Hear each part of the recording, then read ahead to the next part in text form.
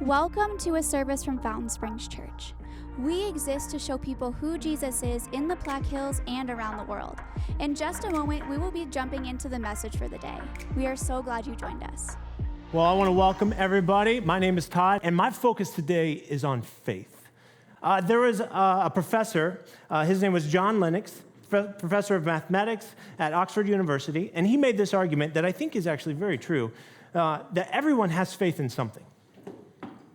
Everyone has faith in something, and if you look at it, he started to go, we got to be careful about putting faith in only this religion side of things.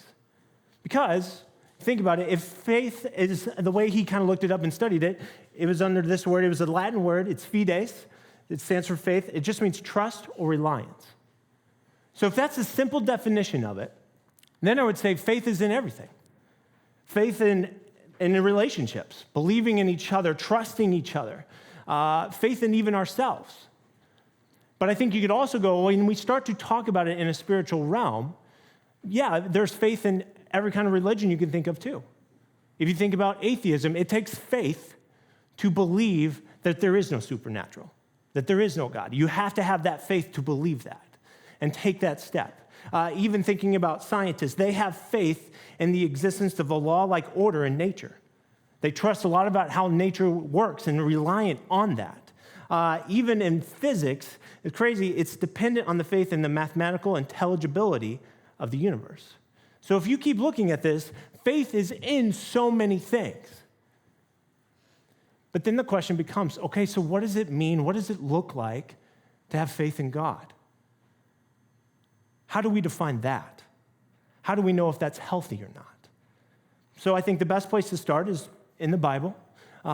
Gives us an answer to at least begin kind of walking through that. Hebrews 11 says this, now faith is confidence in what we hope for and assurance about what we do not see.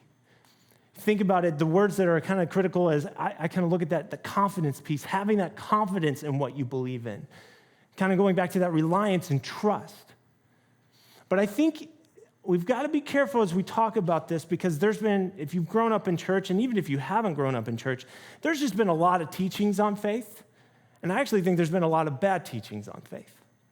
And to help us kind of dive into it, there was an atheist professor, especially during the 20th century, who kind of, I think, sums up sometimes the bad teaching that we hear. So his name was Richard Robinson. Here's what he said. Christian faith is not merely believing that there is a God, is believing that there is a God no matter what the evidence may be. The way I look at this is this kind of describes like a blind faith. Some of you have probably been hurt by this teaching or you've heard this teaching before. Life circumstances happen and you start to doubt, you start to wonder, how does this play out? I don't understand why God is doing this. And someone just tells you, you got to have more faith. You just got to believe. And it's almost this blind approach of just going, oh, you just didn't have enough faith. And so what this professor was getting at was just kind of speaking to is like, it's just this belief and doesn't have any evidence to it or anything. And I think the danger in that faith is it doesn't help us address the doubts that we're going to have. It doesn't help us address the fears that we're going to have. And I actually believe with all my heart, God will give you evidence to your faith. There isn't this blind faith that we're trying to go after. It isn't just this like, hey, just believe in God. Just believe in him. That's all you got to do. And it will solve your problems. Life will get better. I don't think that's a strong faith because that treats God like he's some kind of genie. It's not a relationship. It's not trust being built. It's just, well, I hope he fixes my problems. And I think faith is so much bigger than that. And so what I think is helpful is there was a guy who responded to that statement. And his name was Dallas Willard. And he was very well known in the Christian circle. He was a Christian American philosopher. He actually died just a few years ago. He said this, the Christian faith deals with real-life context for real-life people and challenges them to be helpful to others who are in doubt and to deal with the doubt honestly because there is an answer. I think this starts to describe faith a lot better, where it wrestles with the doubts, and it has answers, and it honestly addresses the things. Because I think that kind of faith then starts to kind of go, now we're moving somewhere. We've got a relationship. It's got some depth to it. And so I would describe that as a confident faith. And so the other piece of this that you got to realize is, because how do you start to build that confident faith versus the blind faith? You got to recognize our life experiences shape our faith. Think about it this way. We know this because I could say ourselves, we are shaped by scoring the winning goal, but we're also shaped by getting cut from the team. Our faith about who we are and ourselves, it's a defining moment. It shapes us. It also can happen when we get invited to the dance, and then the breakup happens. Those are both shaping moments. Life experiences that go, okay, what do I believe about me? What do I believe about these relationships? What kind of faith do I have? And it especially plays out with God. When he does the miracles in our lives and we're like, whoa, that's incredible. But then also those moments when he doesn't answer our prayers. And so both of those have the ability to move us, whether it's good or bad, move us towards a confident faith. But it also has the same ability. The good and bad could also move us to a blind faith. The relationship gets better or worse depending on how we let these experiences shape us. James talks about this. If we go to the Bible, consider it pure joy, my brothers and sisters, whenever you face trials of many kinds, because you know that the testing of your faith produces perseverance.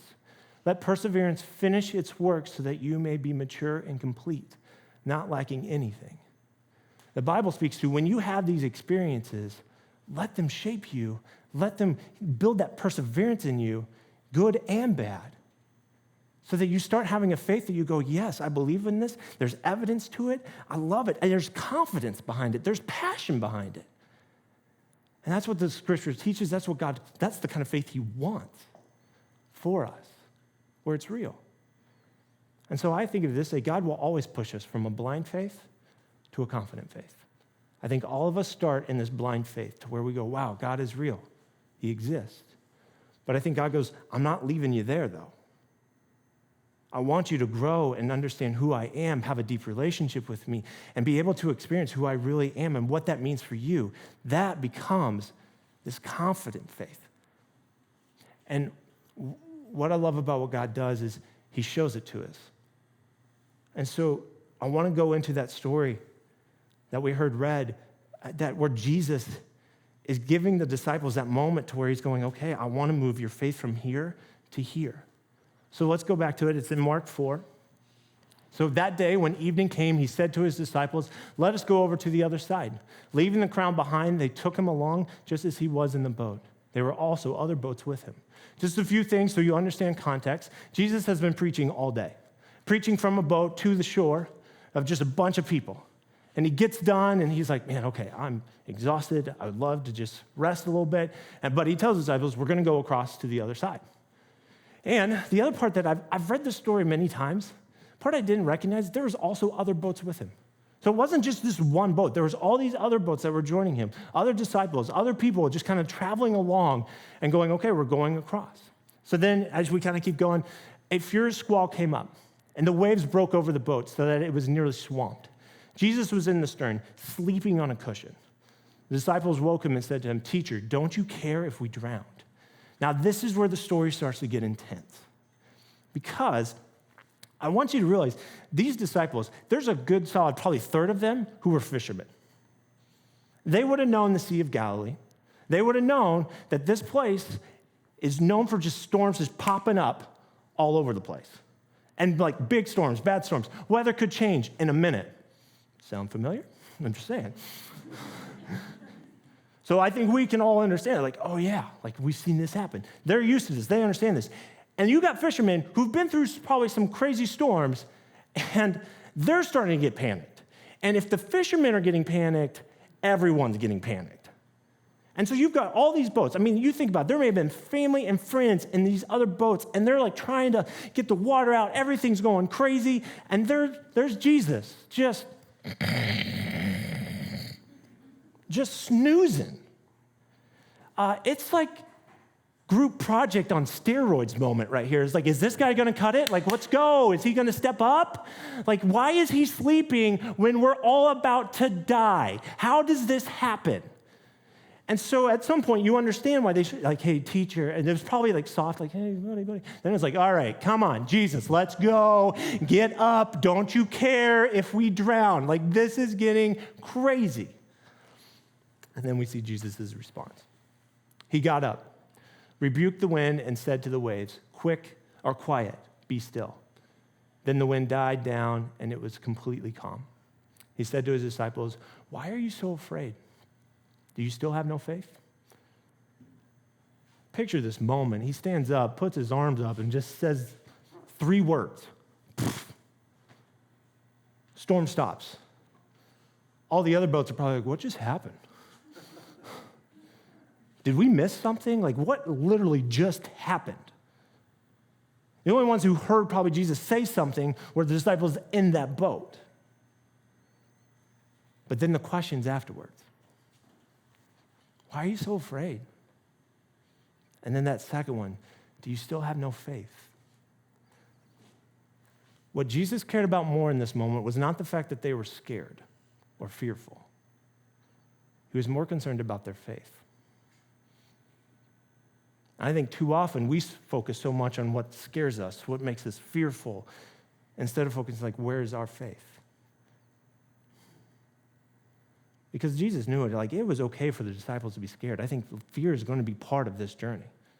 In order to get to a confident faith, you got to create moments where you're scared and overcoming those and learning to see God move in those. And so Jesus is like, hey, disciples, you got to recognize your faith is here. I want to push it over to here.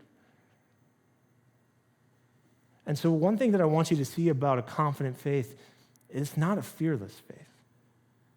It doesn't mean you're just going to be like, okay, I'm always going to have this confidence. I'm always going to be good. No, in any relationship, there are moments where you have fear about, is this going to work out? Is this going to be good? Especially when moments when it doesn't seem to be going well. But hopefully over time, as you build trust in that relationship, those fears start to go down a little bit and the confidence and trust start to go up. That's what Jesus was trying to do in this moment, trying to help them see this. And I think if I was going to put this, I think this happens to all of us. Jesus was giving them a test. And if I was going to describe this test, just go with me for a little bit. It feels like a s'more test. Here's why, because all of you are like, that doesn't make any sense. Okay? I think to make a good s'more, there is some things that need to be done.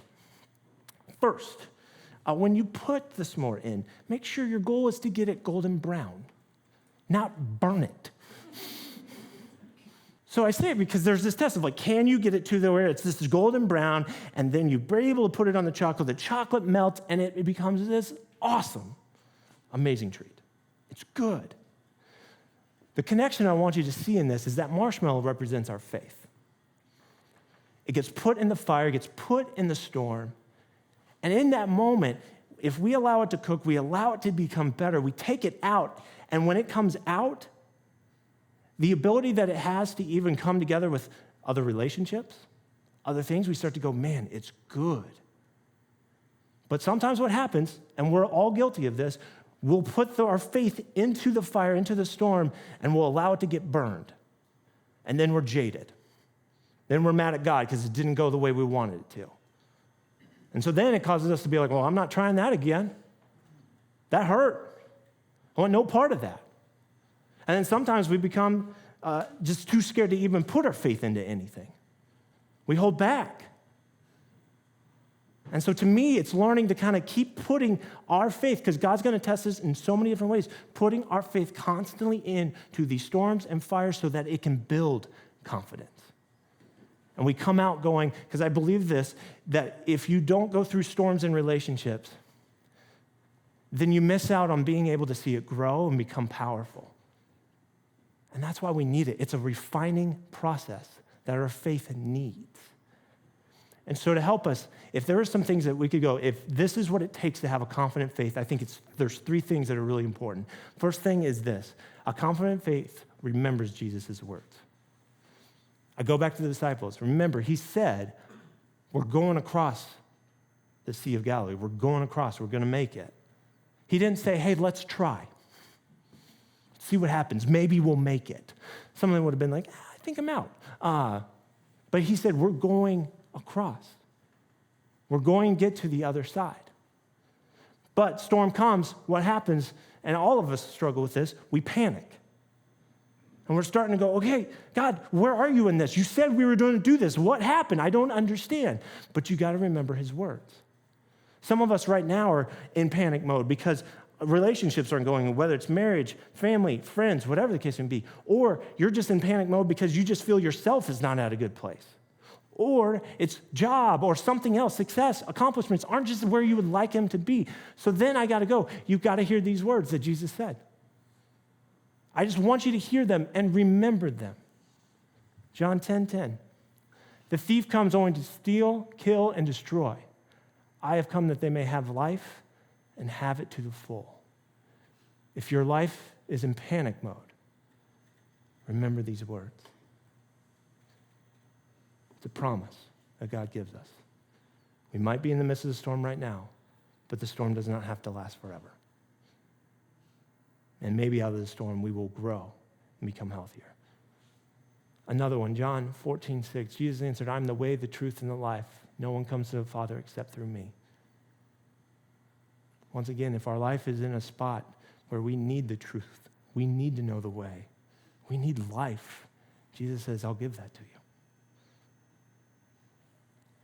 So remember Jesus' words. The second one is this. A confident faith doesn't accuse Jesus of not caring.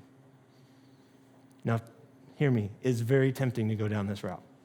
When things don't go the way you want, when things start happening that you're like, this was not my plan, the question we start asking, God, do you care? And if you're willing to go through those storms, you'll find that he does. He always does.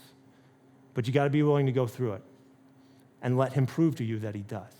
Because even in this moment, the disciples had to walk through because they're thinking like, Jesus, do you care that we may drown? Of course he does. I mean, he even talked about this in Matthew. Look what he said. Come to me, all of you who are weary and burdened, and I will give you rest. Take my yoke upon you and learn from me, for I am gentle and humble in heart, and you will find rest for your souls. For my yoke is easy and my burden is light. He says, lean into me. Know that I care for you. He even makes a promise, I will be with you forever. If you choose to believe that, if you choose to walk that out. We've got to learn over time. A confident faith starts to go, even when it gets tough, it doesn't mean God doesn't care. He's there. He's guiding us through it. We just need to remember that and hold on to that. The last one is this. A confident faith keeps focused on the big picture. It's funny to say this now, but if all of us were in this moment, we'd probably be thinking the same thing. The disciples are like, come on, Jesus, you got to wake up. You got to save us. You got to be. And they're starting to believe he's the Messiah. Well, if the Messiah were to drown, we wouldn't be meeting. We wouldn't be doing this. Like, it would be a really sad moment. So to keep the big picture, it's like if we really believe Jesus is the Messiah, well, then there's got to be moments where we got to go, hey, this may not be going the way I want it to, but think big picture here. Think about conversations. We're talking about heaven and hell. We're talking about life and death. We're talking about big things, but it's easy to get occupied with the right here, right now, the earthly things. And so we got to keep that big picture, and God's going to keep working on us. Jesus is going to keep working. Have that confident faith. Remember the more important things. Remember the big picture. There's a verse that I think even helps. So fix our eyes not on what is seen, but on what is unseen. Since what is seen is temporary, but what is unseen is eternal. There are things that we will not understand in this world. Many of us, if not all of us, we don't understand the spiritual world as much as we'd like to. We don't understand heaven and hell as much as we would like to. And so there are parts that are unseen that we've got to hold on to and go, we are confident that that is real and that exists, and Jesus, what he is doing is affecting those things. And we may not see the full picture when we're in the storm going, I don't understand how this is happening. I don't understand what I'm supposed to even navigate all this. But sometimes when you get out of it, you start to see something that you never saw before. And it's the bigger picture.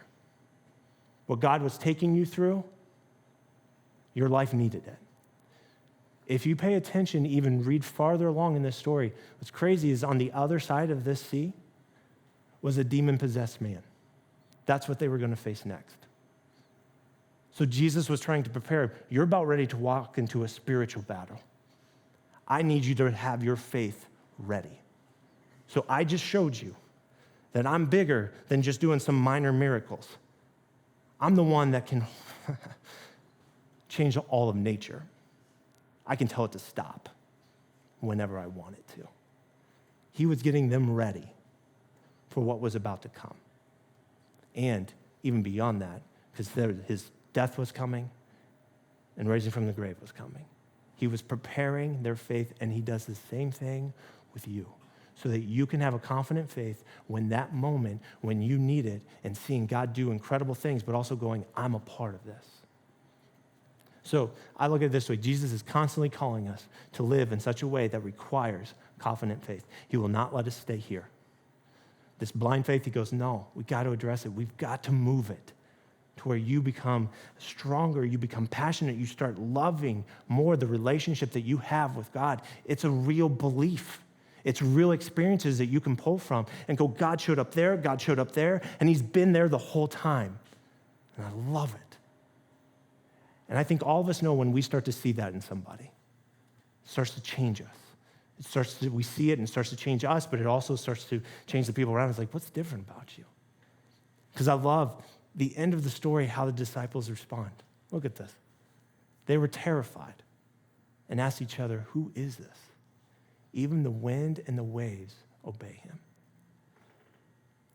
What I think sometimes can give even fuel to this conversation, how do we give fuel to having that confident faith? I think Jesus will step up and just put us in awe of who he is.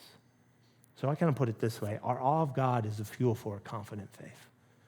The disciples weren't handling that moment well, but what does God do? He goes, I'm going to reveal to you who I am.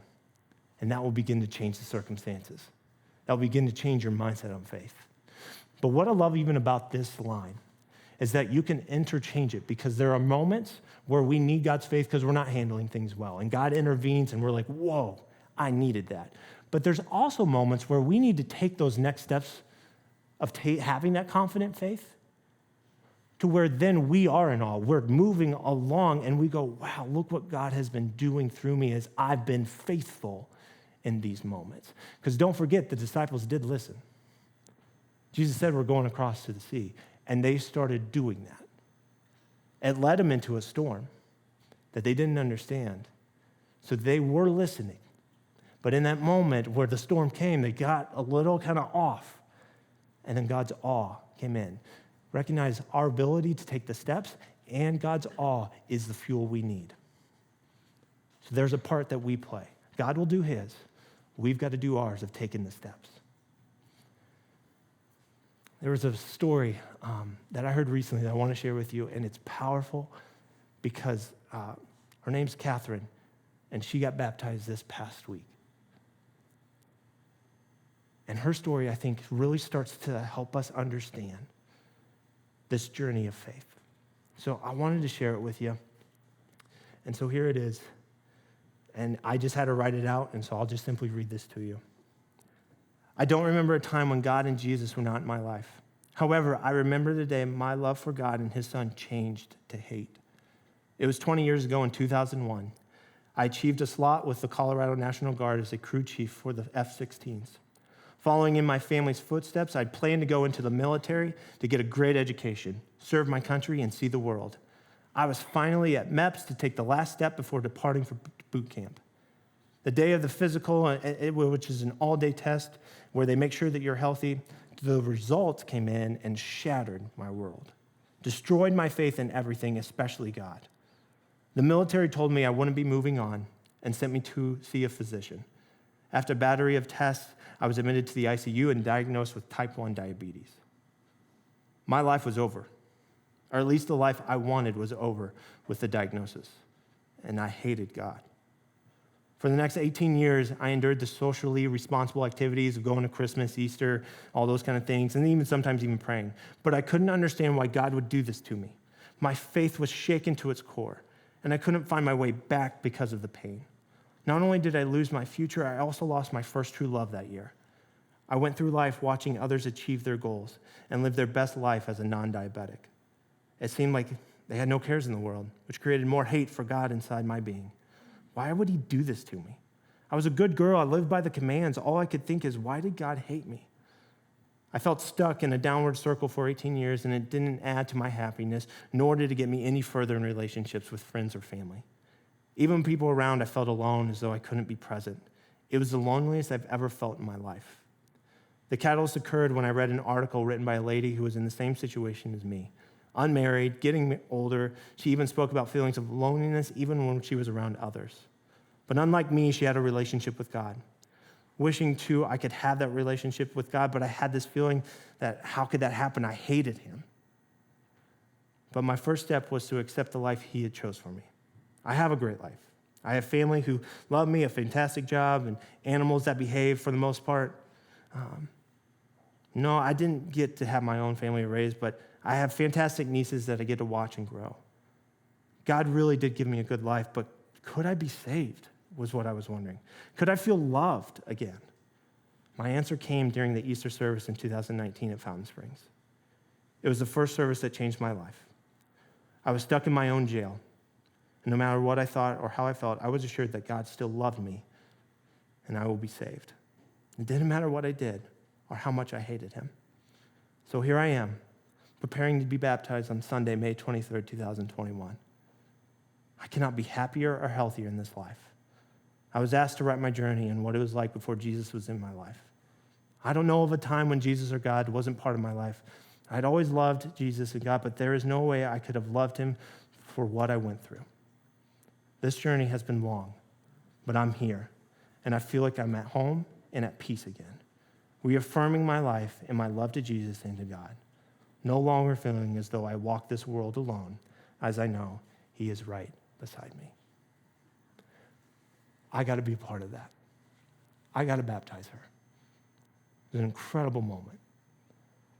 And as she was telling me, it spoke to me and going, man, that's what faith is. It's a journey. It's getting to that moment of going, man, I was struggling through this, and it was a long time, but coming out of this and going, now she walks with this confident faith, being able to share her story.